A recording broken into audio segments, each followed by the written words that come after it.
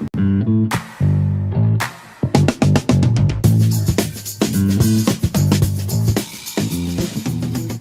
to the latest edition of the Omni Talk Retail Ask an Expert series. I am one of your co-hosts for today's interview, Chris Walton. And I'm Ann Mazinga. And we are the founders of Omni Talk, the fast-growing retail media outlet that is all about the companies, the technologies, and the people that are coming together to shape the future of retail. And our next guest likely needs no introduction. And I, of course, am talking about Ethan Chernofsky, Placer.ai's Chief Marketing Officer. Ethan is here, as he has been now for, I think, the past 3 years, to give us what we are calling his way too early 2025 year-in review analysis. Ethan, welcome back to Omni Talk, and congrats on holding on to your title as our most interviewed guest in 2025. It's great to be here, and I feel like we're doing what the world needs, which is giving annual lessons in the start of November. Right, in month 11. Yeah, that's the way to do it. Nothing can change in month 12. Nothing can change. Nothing can impact this analysis. It's not like anything happens in retail in the end of November and December. No. Quiet that's period, what all the as they say. Exactly. Yeah, that's what all the prediction content is for at the beginning of the year in January, right? But for those watching and listening in real time, keep in mind, and this is a hallmark of how we do things here with our friend Ethan from Placer.ai. Ann and I have literally no idea what Ethan is going to share with us, and so we, like all of you, will be reacting in real time to what Ethan says, 100% organically and authentically. So, Ann, I think we should get started. Yes, but before we do, just a quick reminder to all of you who are joining us live. If you want to razz Ethan, you want to send him a question, you want to question any of the content that he's about to put in front of us, you know where to do that in the chat field to the right of your screen. Throughout our conversation, Ethan will be responding to hopefully all of your questions. The razzing, maybe not, but we're so excited to have you, Ethan, and all of you who are joining us live today. But before we get started, Ethan, please tell the audience, for those who might be joining us for the first time and learning about Placer, what is Placer and what is it about the data that you're collecting that makes it such a useful tool in providing the insights into the topic at hand today? Yeah. So happy you asked. So Placer is a location analytics company. What that means is people vote with their feet. We show you how they vote across the United States every single day. We do that by observing a panel of tens of millions of mobile devices. Very critically, this data is all aggregate data that has been stripped of identifiers like MAIDs, so we are GDPR, CCPA compliant. We then analyze that data with machine learning and AI algorithms and utilize those algorithms to make estimations of visits to locations across the country. And we display that in a wealth of different reports within our platform, and everything from cannibalization, the customer journey, visitation trends, and a whole lot more. All right, Ethan, let's not keep the audience in suspense any longer. What is the first thing you're going to share with us in this way too early 2025 review? I genuinely get excited about this because I'm excited to see how you guys respond to it. But lesson number one, and it is without question the biggest lesson for me from this year, is reason for being, and what we're calling the consumer preference epiphany, right? And so let's break this down. Okay. We have talked for a long time about the idea that convenience is overrated. We've talked about it multiple times, about the idea that like visits per category are going up for like the average visitor. So they're going to more grocers, more superstores, more home furnishings players within their ongoing journey. That they're willing to travel farther than they were for brands that they like, for products that they love, for value, for experience, whatever it may be. That's one thing that we're seeing pop in the data and continue to happen, if not actually get more significant over time. At the same time, when we look at the retail space, there are a lot of things that are showing us that focus, flexibility, a real message, a real kind of core ability to deliver on a brand promise, a clear brand promise, all those things are more important than they were before. You take those two things together, a consumer that says, I want specific things that I love, and a retailer that says, I'm going to get really good at providing this, and I'm not going to overextend. That's a very powerful element of what's going to drive retail moving forward. And I think we're going to talk about this in another frame of reference in a few lessons from now. But this idea of like doubling and tripling down on what is it that makes you great? what fundamentals are necessary for you to show that? How do you create an experience around that? That is the biggest lesson from 2025 for me. I think it's going to carry for quite a few years. Like, I don't think we're going to see this reversion to mission-driven shopping where people try to do as much as possible in fewer spaces. I think this is something that is here to stay. It's bucked things that should have offset their value. So for example, economic uncertainty, high gas prices, those should have pushed us to do more mission-driven shopping, and it didn't. So I think this is one of the key trends that has huge staying power. Ethan, I'm curious for those watching and then maybe those listening that can't see the slide in front of them. You're pointing out Sprouts, particularly in Barnes and Noble on the slide. What is it about them that, really rings home in this idea of the preference epiphany that you're describing here? So Sprouts is such a great example because when we think about the grocery space, it's really divided into these subcategories that are super significant. So you could create a value subcategory where they're clearly leading with that process. You could create an all-in-one category where I'm trying to accomplish as much as possible with your basket. And if we think about 2020 to 2022, what we saw was mission-driven shopping. I want to go to the all-in-one. I want to go to the place where I can accomplish as much as possible. I want to walk all the aisles, and I'm going to get as much done in a place that allows me to do as much as possible. That was the preference for the consumer.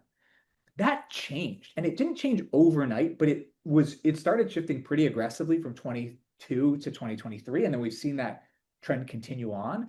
And I think Sprouts is such an awesome example of who benefits from it. They know who they are. They know what they're trying to provide. They're not looking to be your only grocery provider, but they're going to do certain things better than others. And that doesn't just give them the ability to execute on that promise more. It gives them format flexibility so they can fit in a smaller location where others can't. It's harder for them to edit and figure out what to put in each space. It gives them a better sense of who their audience is, where their audience is, what it takes to convert people to become part of their audience. It gives them so much power. That's why Sprouts is such a big one. Leaving Barnes & Noble, because I'm also going to steal that example for a later one, but another great example, think about what was going wrong with Barnes & Noble 5-10 years ago. Over expansion, they're trying to do too much. That loses the sense of what made them exciting and popular to begin with. And this refocus on being a great bookstore, a space where you want to have these kind of events and like kind of a hub of the community, this town square, has really been a huge part of their recovery as well. This is really interesting, Ethan, too, as we look at it in the context of like what's happening with Amazon and Whole Foods now, where they're, Amazon's pushing selling Doritos and Pepsi and stuff inside the Whole Foods. But you look conversely at this data that you're showing from Sprouts here, where Sprouts is doubling down on, we know we're an extra trip, but we know you want that extra trip because it provides you a unique value. 100%. All right, let's go to the next slide, Ethan. Because growth, innovation, and the store's future state. So one of the things that I think the three of us really enjoy talking about is innovation in the retail space. I think one of the really cool things from looking at our data is you can kind of identify certain places where strategies make sense in terms of what they're attempting to achieve, and certain places where strategy just misses the mark, right? It doesn't make sense. And what I mean by that is not, is there a cool technology? Is there a cool innovation? But does it drive the main thing that's going to push retail forward, especially when we think about physical spaces? So let's think about what we're seeing trend-wise in terms of consumer behavior. Again, people are going to more stores.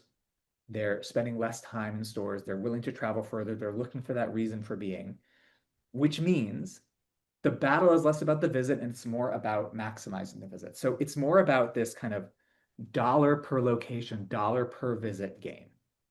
So what we're essentially agreeing on, if we agree with that Sprouts concept, just like you just said, Anne, is that I'm less concerned with what makes my life more convenient, and I'm more concerned with what makes my life better because it has products or things that I really appreciate and like. So I think what we're going to see is a heavy emphasis on elements that drive that dollar within the store. So obviously, if a technology gives you a path to increase basket size, that's going to be exciting. I know it's overhyped. I know there's huge issues, but it's why I'm still bullish on retail media, specifically in the physical environment, even more than in the digital environment, especially when we think of what's happening on the AI side, because there is this need to expand out what we're doing. Store fulfilled e-commerce. This is going to be an even bigger area of emphasis because it's how do I maximize that location? How do I do more with it? How do I increase the value of each trip? Something that we call adjacent innovation, which is something that's a step away. So the example that's up here for us is HEB with their True Texas Barbecue. Like HEB is brilliant. this idea that now there's this kind of restaurant component next to it, this isn't a shocking concept, right? Like Whole Foods has prepared food, Wegmans has prepared food, it does really well. Lots of places have bakery components or coffee components within their four walls. It's this idea that once you come, you're going to now do more, and I'm going to increase that amount of dollars you're spending with me with these locations is a really significant, powerful step forward. I mean, Walmart we have up here because of what they're doing a lot on the, kind of both on the retail media side, but also with the store fulfilled e-commerce. And then I think the element here that's really exciting, and again, not the most exciting brand in retail, is the staples, where visits are really spiking. They're seeing a lot of improvements because of services, because of things that they're doing with the store. Because let's be honest, Amazon isn't going anywhere. Staples could have had a slow death where it's like, hey, we're just going to compete with Amazon and hope that people are going to come to our store continually, and it wouldn't have worked. But instead, they did pivots to try to shift to more B2B, to try to shift to more services and things that you can accomplish from the store that allow them to increase their value. And they're seeing visits surge. So I think that the biggest takeaway from this is that for me, it's a measuring stick for when you hear strategic ideas come out from retailers. When strategic ideas come out and it's like, how do we maximize someone's visit? How do we get them to spend more time in the store? How do we get them to spend more dollars with us overall? I'm in. When it's about how do we get them in and out so much faster, I don't care. I think it's a waste of attention in the timing. Ethan, one thing I want to call out, and again, for those listening, surprisingly on this slide, Walmart visits are slightly down, which based on all of the success that Walmart's had over the course of the last year in innovation, I'm surprised to see that. What do you think is contributing to that? And especially as you compare it to, the HEB with a true Texas barbecue, like, does that mean that Walmart should be considering having some sort of food component in addition to what they're having to increase store visits? Or like, what do you think is going on here, especially as it pertains to the Walmart data, Ethan? I don't think it means anything like that. I think, I mean, to be fair, let's contextualize what we're seeing. Yeah. Slight decreases in visits. Right. We're talking about here about like 1-2%. Okay. It's within the margin of error of like flat. And then we're seeing the boost come from e-commerce. So people who are ordering and stopping in, that's not always getting counted. Like the delivery is not getting counted. It is when you're talking about, I saw someone post about this, about the coffee wars of like, hey, let's not forget that like 80% of coffee is Starbucks, Dunkin', and McDonald's, right? Yep. I think it's important to remember that with Walmart too. Like if Walmart sees a 2% traffic decline, Yes. I don't care. That is flat considering the heights that they're operating at and the distribution of visits that's going other places. Their dominance, I think, is beyond reproach at this stage. Right. And we're still seeing a significant increase in online sales as a result. So, yeah. Well, and you have to put it in context too. Like comparatively, Walmart's traffic growth, I think I wrote about this in my last article for you guys, has been pretty steady over time, which is very different than some of its core competitor set. One of those competitors we know pretty darn well too. And I want to come back to your point though, Ethan. You said like you wouldn't be spending, you wouldn't be investing in anything that just gets people in and out of the store faster, because it makes me think that there potentially is a caveat to that statement though, because like, if I'm Costco, for example, and I have a literal capacity problem with the amount of cars in my parking lot, then I might want to actually take advantage of things that would improve the throughput of my store operation. Yes? Phenomenal point, 100%. One of the innovations we were most excited by this year, innovations, again, this is not such a crazy idea, was when Costco allowed executive club members to come in an hour earlier. Like that, we saw the impact on traffic distribution. Like it's not enormous, but it's enough to move the needle. Totally agreed. There are cases where it makes sense, but that's a very specific example. And it's not the more, what's the diplomatic way of saying like a tagline for the sake of sounding cool like everyone else? Of like, oh my God, nothing matters more than convenience. It's like, that's fundamentally false. Like in some cases, you want to move people through the store because you have capacity challenges, but that's a kind of a rich retailer problem, let's call it. Right.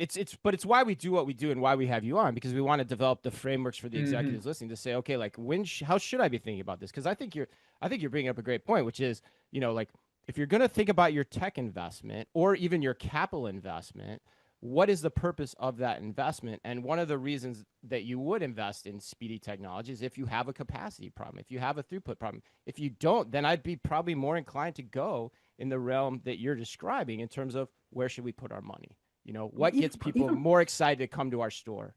Yeah, but even problems like, okay, let's talk about efficiency problems that I think solve something even bigger. So Yeah. there's a lot of technologies that enable frontline workers to do more, right? Those are amazing technologies. I don't think it's just like people find things better. I think it's the fact that you're now helping people find things. So if someone engages with me and I have a better sense of what's in the store, what's in the back, what I might need to have delivered to you, I'm increasing the likelihood that you're going to make a purchase. The fact that it's speeding your process is almost like a side benefit or a secondary benefit. But I think that your point is well made.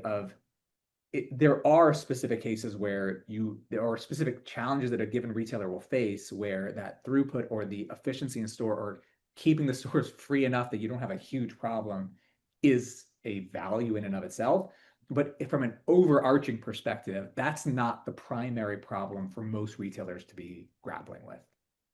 Yeah, and efficiency for your employees is a very different ballgame than efficiency for your customers too. So, you know, because of the reason you're saying, like you're coming into that store, you want your customers to find what they're looking for. So, all right, great discussion, man. We're getting into some meaty topics already. All right, what's next? Where are you taking us next? The two-parter. All right. Bifurcation part one. All right. This one bothers me because I got it wrong, but that's why I have a part two so I can kind of give myself a way out. So you'll see what we're doing. Okay. Bifurcation part one is the pushes to value and luxury. We're seeing it in restaurants. We're seeing it in retail. We're seeing it in so many spaces where those who are pushing in either of those directions are benefiting, right? They're clearly seeing value. So this is off-price compared to like apparel overall, not excluding off-price. We see the luxury sector outperforming, and whereas those who are kind of aiming for that classic middle really struggling. This is a really important thing because I believe there's clear reasons why, and we'll get to the second point, why those clear reasons why really matter. So the first is, when we think about what we talked about at the top, the reason for being, if you're in the luxury space or in the value space, you know why you're there. It makes it clear what you're going to accomplish with your store, the kind of messaging you need, what you're looking to provide to the customer, and how to provide it in the most effective way. I think it's almost like a cheat code to reason for being. I also think that the bifurcation pressures retail fundamentals in places where where you're playing with a margin game that's more difficult. And I think, you know, one of the retailers you might have been referring to when you talked about a major Walmart competitor, I think a lot of their struggles come to that, right? It's service, out of stocks, the experience, the store journey. Is it good enough to make it worth going there as opposed to going to someone in the value lane? Is the product you're going to get there value enough that you're not going to go luxury for that same product? That nuanced middle is really difficult to maneuver within. And I think that's creating or exacerbating what's already been happening with the bifurcation. And I'll go to point two on this and then we can discuss and we can kind of dive into them both together. That doesn't mean it's an inevitability. Like this idea that the middle is dying. And one of the I think it is true, but it doesn't need to be, right? It's dying because we're failing the middle. It's not dying because the middle has gone away. And I think a great example of this actually comes from the department store space. I was having a conversation with a colleague from another retail company, and we were talking about department stores. And one of the conclusions that we came to is that, look, a department store experience where you go in and you're able to get this product from this brand and this product from that brand and this product from that other brand and put it all together and you get the things you want, it can be great. I had to go to a conference. I got 4 pairs of pants from 4 different retailers. Like it was great. It checked the box for me. I was super happy. My wife felt like I wasn't going to look as embarrassing on stage, so she was happy.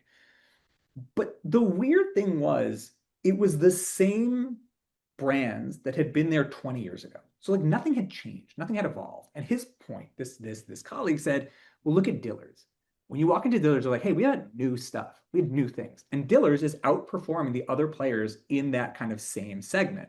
I think a lot of that is, you know, department stores is curation as a brand. And so if you're failing on the curation side and constantly evolving the curation side, you're not going to live up to your promise. The middle is the same thing. If you're not living up to that promise of like being able to walk that line of what the middle wants, provide a great in-store experience, ensure you have the right products in stock, ensure you have a good enough service to help people find what they're looking for. If it doesn't feel better than the value lane, why would you go? So it's an execution problem more than a kind of inevitable, there's nothing you can do, you're doomed. And so Yeah. that would be my the wider take on the bifurcation. I think the thing that you call out, Ethan, that's really important to state here again for our listeners is, and Ethan's slide right now is showing the difference in high-end department stores versus mid-tier department stores, is something that you called out about the service component too. I mean, you look at Nordstrom, you look at Dillard's. The last time that most of us were in those stores, somebody came up to us to help us pull together those 4 looks from 4 different departments that you were talking about. And that's not happening at the mid-tier department stores. And I think, to your point, that's why we're seeing this influx of people going to some of the fast fashion retailers for the type of shopping trip that you're talking about, or some of the convenience players, the Walmarts and Targets of the world, because they can get that product. And there is the convenience component there too, that they just don't have at the department stores. Like that seems like that's a big indicator of some of the data that we're looking at in front of us right now. I couldn't agree with you more. I saw a data point from a company called True Rating that, and this is in grocery where the margins are thinner. And I think where, as opposed to compare it to department stores, where I think it's almost more binary, like there's either going to be a sale or not be a sale. Yeah. So it's more significant that there's a 6% increase in basket size if you say hello to someone at the door. Now, that's not because when you walk in, they're like, oh my God, you said hello, I'll buy more things. That's no. It's the fact that once you said hello, I feel more comfortable asking you, hey, where is this? Could you help me find this other thing I'm looking for? Those simple things, just like you're talking about, Anne, have a big impact on the consumer's likelihood to kind of complete this journey of finding something and then actually getting to the transaction. Right. Yeah, but okay, I'm gonna play devil's advocate here for a second, because, and this is why I love having you on too, because we can debate these things with both of you. I think is why I think the idea is possible. I think the product mix precludes it from actually happening, because all of those extra service elements are a cost. They add costs to the business. And the unfortunate problem is the product mix that you carry in your store does not have the margins that the more high-end department stores traditionally carry. So therefore, you're kind of hamstrung by the brand and the products you carry, unless you can somehow start to carry more high-margin products, flip the service equation on its head. But that's going against the brand that you've traditionally had. And so the one that I think is the biggest rub for this, or maybe there's two, is actually Macy's and Kohl's. It would be really hard for them to pivot in that direction. So that's the one rub I see in the theory with, what you two are both espousing here. But, what do you think? I think there's a basket size part of this equation too. Like I hear your point. Like, let's be clear, everyone has advantages and disadvantages. So if I'm high end, then I don't need to get you to buy as many products. Like I met this guy once who sold yachts. He's like, I need to sell like one or two things a year, like mega yachts. He's like, and that's it. I've hit my quota. And there's people who sell, SaaS platforms for small businesses, and they've got to sell 1,000 deals in order to hit their quota. So it's just asking of like, what's the motion you need and what does service look like?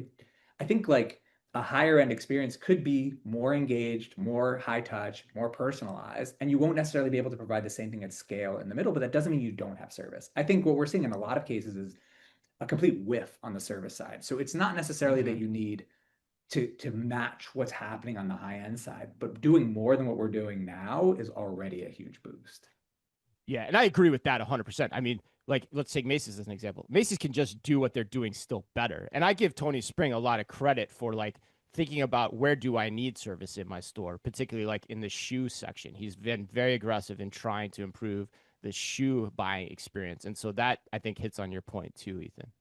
Yeah. I think it also depends on the training, too, that you're giving your teams. Like, I would argue that instead of training, I mean, if you look at the brands that some of these are carrying, there still is value and high quality and luxury brands that are being sold at a Macy's, but the training for those employees has been focused on just checking people out. Like it's not the focus again on the experience that Ethan's talking about, the greeting, the how do I spend time within, helping somebody. Like they don't have that capacity right now, and that's not been a focus.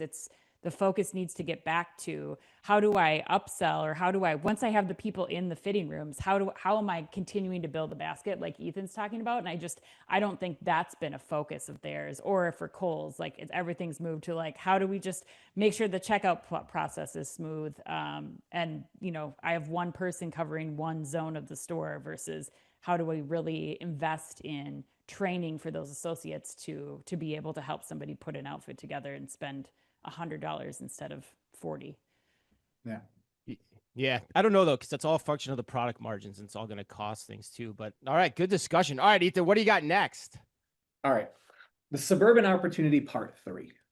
So I think when we looked at the shift to the suburbs, the first thing we saw, and this was obvious and makes total sense, and there's nothing shocking here, is we think about the migration post-pandemic, is you saw people move to the suburban environment and all of a sudden start to take advantage of retail experiences that they hadn't had available to them when they were living in the urban environment. And there were some prime beneficiaries. I think off-price retail was a prime beneficiary. I think Costco membership clubs were prime beneficiaries of like, this is now relevant to me and it wasn't relevant before. So there's this kind of like first time demand push. I think the second wave was who got there quick. So either who had already been orienting towards suburbs or who was like, hey, my audience is moving, I need to get there. So like Shake Shack is a great example. They've spoken openly about the push to get into the suburbs. Kava is another great example of that. Sweet Green's a great example of that.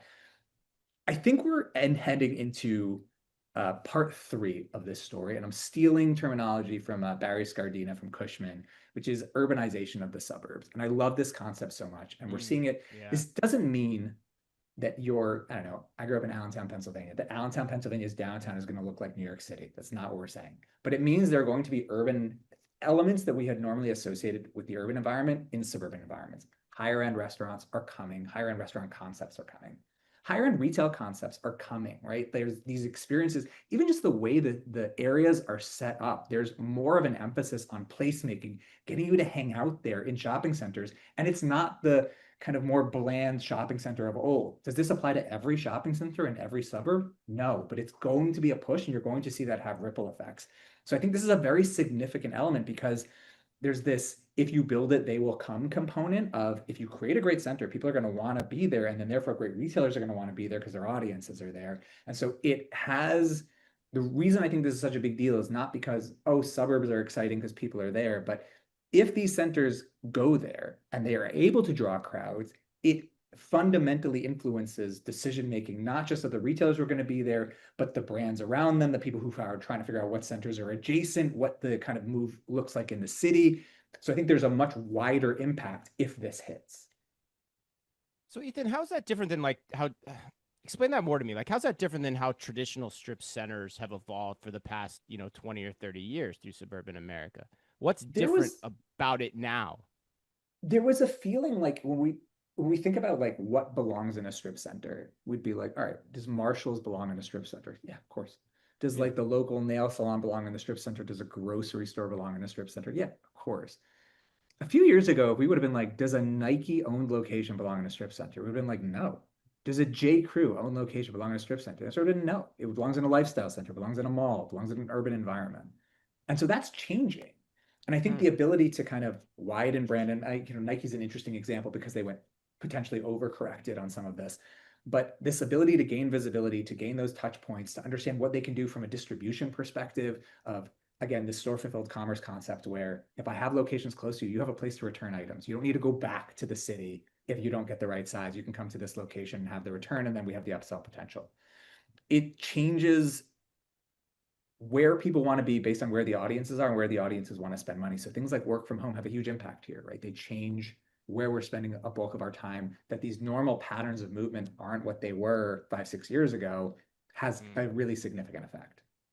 Ethan, do you think that the players that we have on screen right now, Shake Shack and Sweet Green, do you think that there's any sort of impact when we're talking about the expansion of suburban strip centers, almost like the Lululemon headband effect, where it's like, this is the entry point. So like you're giving them a little bit higher up, more sought after concept to go to, a Shake Shack or a Sweet Green.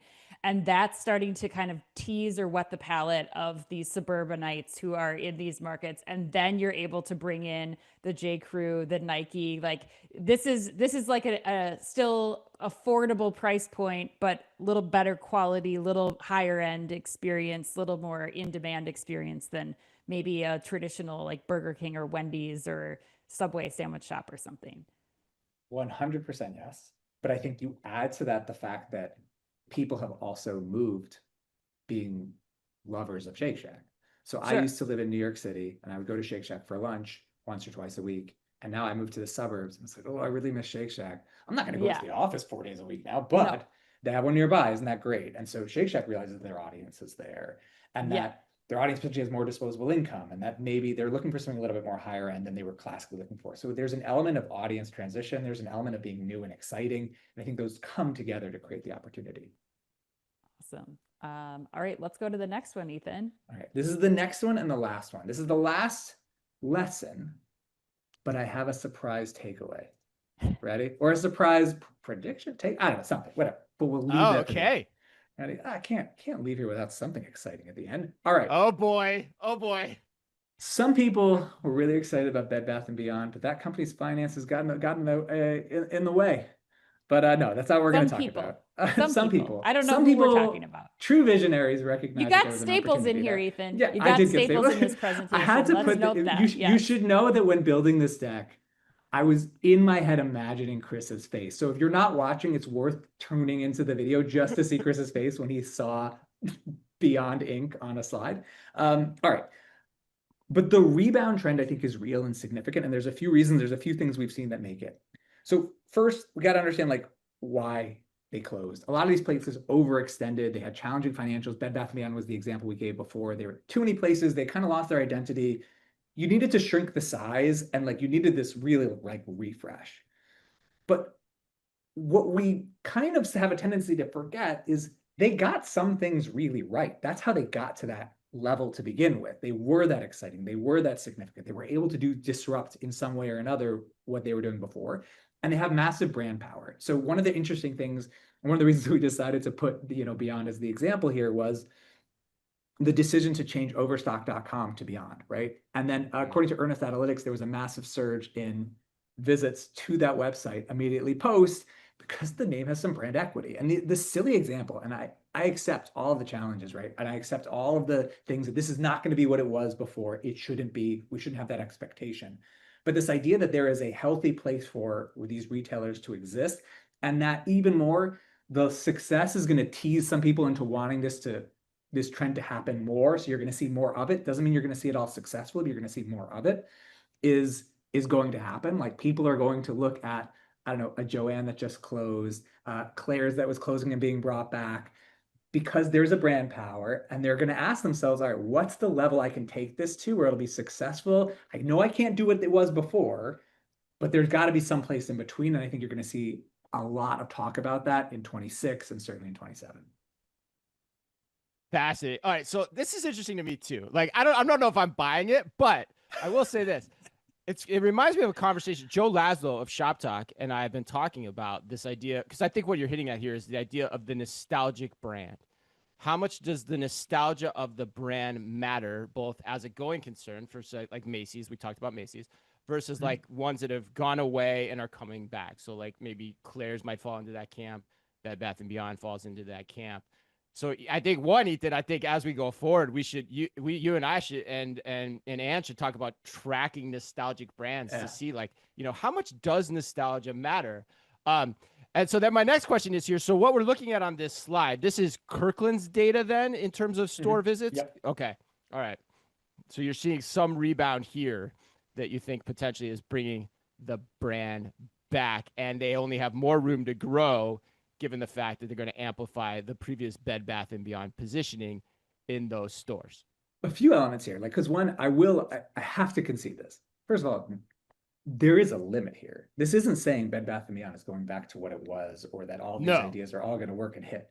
It's saying that there is an in-between. And I think we saw it with like AMC. We saw it with Barnes & Noble. We see it with, even the Abercrombie recovery, the Hollister recovery, the recovery of like kind of Gap seeing visits bounce back. Like, we can have our cake and eat it too in this respect of saying some of these brands overextended, they went too far, but there is still a place for them to exist. And if they can get the kind of the financials right and the emotions right, there is a place for them to be successful, not to the same level that they were, but to be successful nonetheless.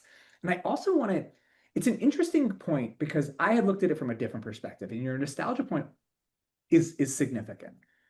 I didn't view it as nostalgia. I viewed it as brand. There's an element of, as anyone who's ever like kind of worked in an early stage company, building brand awareness is unbelievably difficult. It's super, super hard. Once you have it, it's a massive advantage, right? It's just the fact that like people think about you, and creating your name within a certain zeitgeist is so difficult. So I think it's like the nostalgia point is really important. I think it's super interesting. But the idea of just like, hey, they've successfully made themselves known. That's already a huge accomplishment and a huge asset that they bring to the table.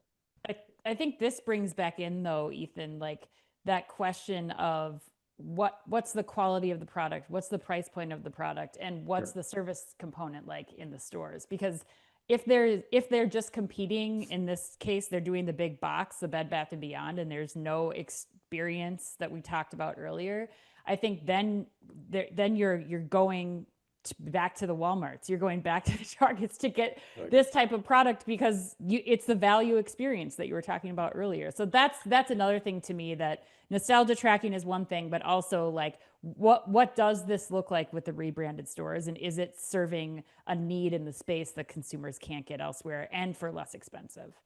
Yeah, I think you're 100% right. I will just add that like there's always a creative laziness factor, right? Where people don't love to come up with, that's why like every movie is like a redo or like a superhero movie.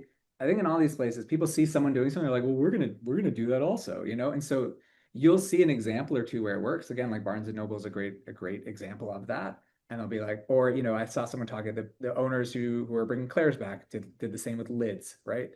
So they'll be like, oh, lids worked, therefore Pier 1 will work when we bring that back, you know? So I think you'll see a little bit of copycat, and it doesn't mean that it's all going to succeed, but I do think it means it's going to happen. Right. But the point you're making is right. Like, and Anne's right too. Like, at the end of the day, it's going to come down to what is the products you carry and the experience in your stores. But I'd rather do that. I'd rather take that effort to create differentiation with a brand that already exists at my back than starting from scratch and doing it from ground zero. That's what you're saying, and that's right. And so that's why it's going to be interesting to track how these brands that we already know try to reinvent themselves. Yeah. And it's going to be fun to see which ones fail miserably, which is going to happen. But that takes us to the only way we can end this. The year's not actually over. So we still have room for one more 2025 prediction. Oh, I have it for you, my friends. We were looking at days of the week of when the holiday season is falling out, specifically Christmas and New Year's. Christmas, I think, is on a Thursday.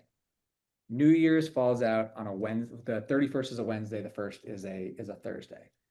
That means we have a long buildup into Christmas, and we have a big long weekend potential on New Year's. That screams massive retail opportunity, right? Last year we saw triggers of this, of like Super Saturday visits were significantly down year over year on Super Saturday, but the days as a whole were so up because there was this kind of buildup into Christmas. You have that potential, especially if you're in the grocery or superstore space, you're in that discounted dollar. The return, we always see a surge in visits to things like consumer electronics, department stores, because people got you gifts. You don't want them all. So you go to the place to return them. You got a gift card, you're going to go use it. I think there is a huge potential from, let's say, the 20th to the 3rd or 4th of January to have a massive retail season. And it would be criminal to waste the opportunity if you're in one of those categories that generally sees better visits in that week before Christmas than you do in that Black Friday week, better visits in that week after Christmas. So I think there's a really significant retail period coming. I just don't think it's Black Friday or Super Saturday. Wow. Right, you heard it here first, folks. All right. Ethan, can we have you back on to catch us up on that data? We might have to do like a special post update the week of January 5th and 6th so that we can give everybody the download of what truly happened. And if it was correct, I will be here with bells on. If it was wrong, you're like, what? That wasn't even, I don't even have a slide on that. Prove it. Yes, maybe we'll have to find you at NRF and do a follow-up or something. It'll just be like an ambush, an Ethan ambush. I'm going to That's the hold next you to segment. that and send you the bells too, Ethan. That's what I'm going to do. Oh my God, that would be glorious. And now this is our plug to come hang out with us at NRF. Yes. Ethan, where will you be at NRF? And also, if you can give our audience some contact info, because I'm sure that they are going to want to also challenge those assumptions that you've made today and get more information. What's the best place for them to do that? Love the feedback post these conversations, so please do reach out. I'm at Ethan Chernofsky on LinkedIn. You can find me at ethan@placer.ai via email. Come hang out at NRF. We'll have our big Placer booth there, and looking forward to seeing you all hopefully very, very soon. Excellent. Thank you so much, Ethan. That wraps us up. Thanks to Ethan Chernofsky of Placer.ai for sitting down with us today. Thank you to all of you who took the time to join us during this very busy time of year as well. And thank you to our producer, Ella Siriord, who produced this podcast. And finally, as always, on behalf of all of us here at Omni Talk, be careful out there.